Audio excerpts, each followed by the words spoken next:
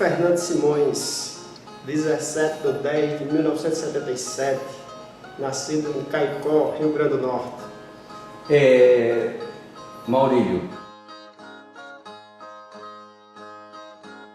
A produção de cordel em si, eu comecei após passar pela oficina de cordel, orientada por Djalma Mota e Dodoro Medeiros, aqui em Caicó, né, na Casa de Cultura de Caicó. O projeto que eles têm lá, um canto e um conto. E a poesia, eu tenho contato com a poesia desde muito novo. Eu tenho um tio que é bastante conhecido em Caicó, Leandro Simões, grande cordelista antigo, né? E eu sempre gostei de poesia, sendo que eu não tinha noção do que era a poesia em si. Eu gostava de ouvir poesia, gostava de me arriscar a fazer poesia, até que um dia eu levei umas poesias para Djalma Mota, para mostrar a ele, dizer que eu gostava, que ele apresentava o programa dos Violeiros do Seridó, em Caicó. Aí ele me deu um toque, ele disse: rapaz, você tem muito futuro, mas está faltando métrica. Sua poesia é muito boa, mas não tem métrica. Aí passou alguns toques do que seria métrica e falou que ele ministrava essa oficina de cordel. Só que até então eu nunca pude participar.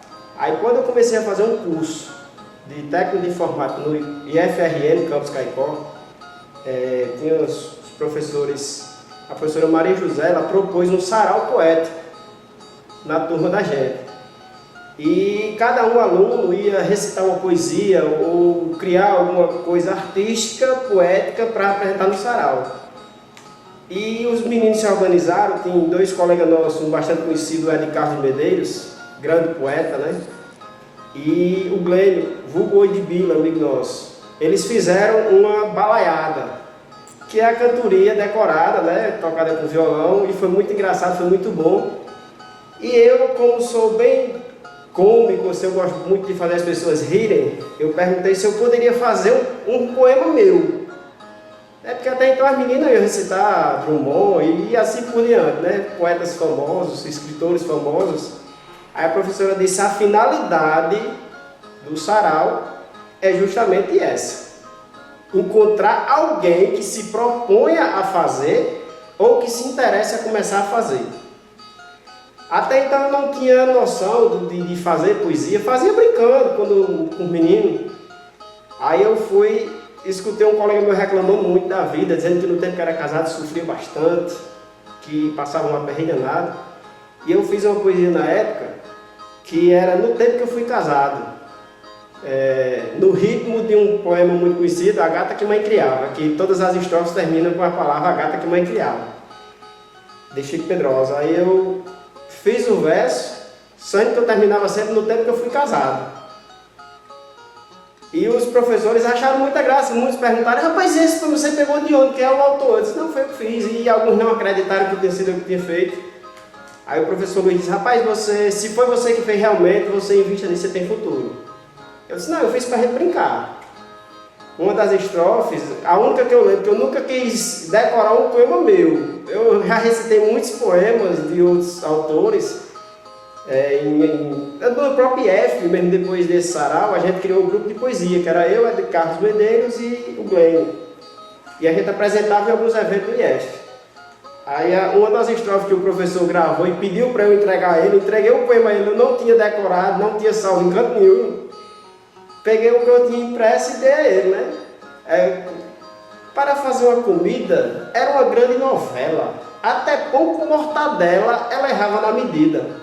Antes da água fervida, o café já estava coado, um cuscuz velho aguado, que cão da pia não come, quase me lasco de fome no tempo que eu fui casado. Aí isso foi um bafafá, isso foi uma risada. Aí já me senti satisfeito, né? Porque eu fiz para brincar. Aí daí por diante, depois dessa apresentação desse sarau, a professora me chamou, perguntou se eu já fazia poesia. Eu falei que não, fazia brincando, né? Nunca tinha escrito e tal. Até que eu convidei a de Carlos Medeiros, porque ele também tinha umas poesias muito boas, mas baseado no que Djalma Mota havia me dito há um tempo, eu vi que faltava métrica. Aí quando eu falei para ele, eu dei uns toques a ele do que Djalma Mota tinha me passado. Ele disse: Maurício, vamos lá? Eu disse: vamos. Aí a gente foi um dia na Casa de Cultura estava tendo um encontro dos trovadores. E a gente ficou assistindo o pessoal fazendo trovas lá e conversando. E quando terminou a gente foi conversar com o Djalma Mota e ele disse, olha, vai abrir a oficina agora, se vocês quiserem fazer parte. E foi como a gente começou, né? Na primeira oficina eu tive que parar no meio, não cheguei à conclusão, porque devido à correria de trabalho, a de Carlos Medeiros concluiu e eu fiz na próxima eu concluí, pronto. Aí eu fiz o meu primeiro cordel em si, né? E daí por diante, sempre que tem oportunidade, a gente se encontra com os poetas, com Dodora, com Djalma Mota, o próprio Ed Carlos Medeiros também muito, muito querido por Caicó, representa Caicó já em vários eventos por aí, né? E daí foi que começou realmente a eu fazer o meu cordel.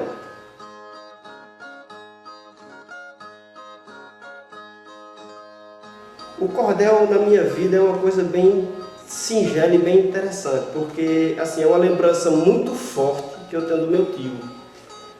Até porque tio Leandro era um brincalhão. Era um senhor brincalhão. Ele sempre que ia lá em casa, ele brincava, ele fazia cordel, ele inventava uma poesia na hora, com alguma presepada que o menino fazia, que alguém contava alguma coisa, ele já fazia uma brincadeira, já fazia uma poesia na hora. E eu, como eu sempre gostei de poesia, e a poesia que eu gosto é a poesia popular, né? Quanto mais simples a poesia for, mais me encanta. E eu vejo muito isso no cordel. A poesia em si, para mim, é como se fosse um cordel eterno.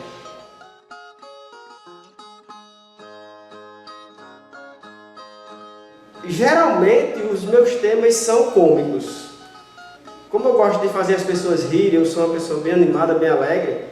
Claro, a gente sempre procura botar alguma lição, algum ensinamento nos cordéis que a gente faz, mas o meu lado de cordel, o meu lado de poesia é o lado cômico mesmo, de alegria, de brincar, de fazer as pessoas rirem, né? Sou muito fã de Antônio Francisco, porque cada poema dele é como se fosse um tapa na cara da sociedade, é uma lição, é uma história, é um ensinamento, mas sempre buscando o lado cômico da poesia.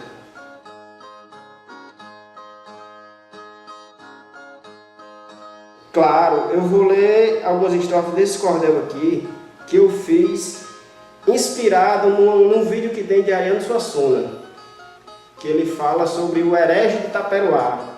Ele conta algumas histórias do herege de Itaperuá, e quando ele contou, quando eu vi o vídeo, eu assimilei muito a uma figura muito querida que é meu pai, por ele ser também brincalhão, mas ele ser um pouco herege, né? Um pouco estou sendo generoso, vamos dizer assim, né?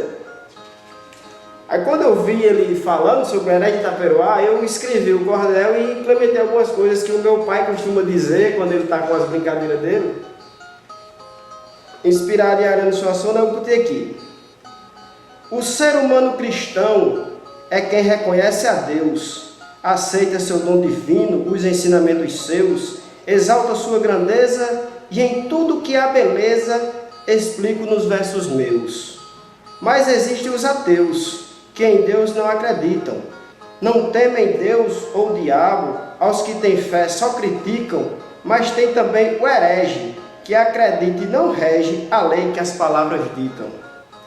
Pessoas que se irritam com coisas bobas que há, feito o herege Galdino, que vive em Itaperuá, com tantos delírios seus, diz que acredita em Deus, mas tem muito blá blá blá.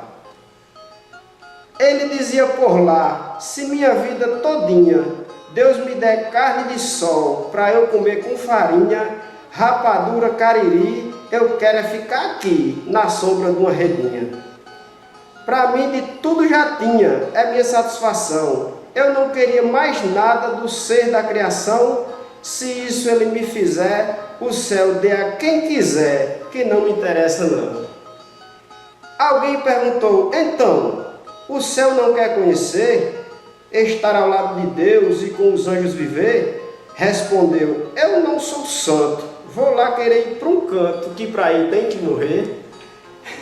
E por aí vai, né? As histórias do herege Galdino, que tem uma passagem de Ariano Suassuna que eu acho muito interessante quando ele diz que ele vem puxando uma vaca magra, castigada pela seca, né? E um bezerro magro também, caindo de fome. E ele olha para o céu e diz, Tá vendo isso, coração de pedra? Se fosse eu que estivesse fazendo alguma coisa, já estava anotado aí em cima. Quer dizer, ele faz uma crítica a Deus como se a culpa fosse de Deus naquela situação, né? Por aí vai a graça da história, né? E no final a gente procura dizer que a pessoa tem que ter fé em Deus, respeitar a religião dos outros, né? E por aí vai.